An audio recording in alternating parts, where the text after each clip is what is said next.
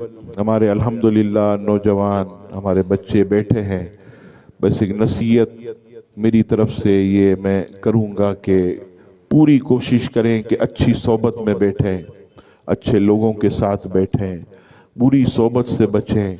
जो ऐसी चीज़ें हैं कि जिसे अच्छे लोग पसंद नहीं करते, मुंह में गुटके भरना, पान हर वक्त मुंह में इतना भर भर के बैठना और थूकों का निकलना, जगह जगह थूकना, सिगरेट पीना, शीशा पीना, कोई ऐसा आजकल वेप नाम से कोई बच्चे पीते हैं, फखर से पीते हैं।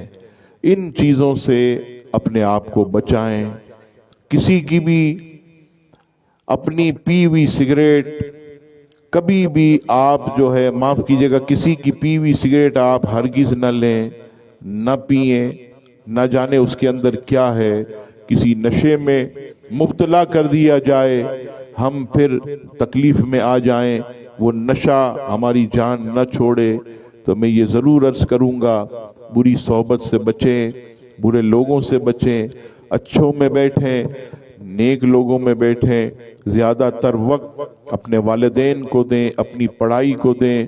अल्हम्दुलिल्लाह माह रमज़ान आने वाला है, कई हुफ़ाज़ बच्चे नौजवान में देख रहा हूँ अपने कुरान मजीद को पक्का करें, यही नेमत काम आएगी। दोस्तों के पास भी बैठें, उनको भी वक्त दें, अच्छों के पास बैठें, ज़रूर फ़ायदा होगा।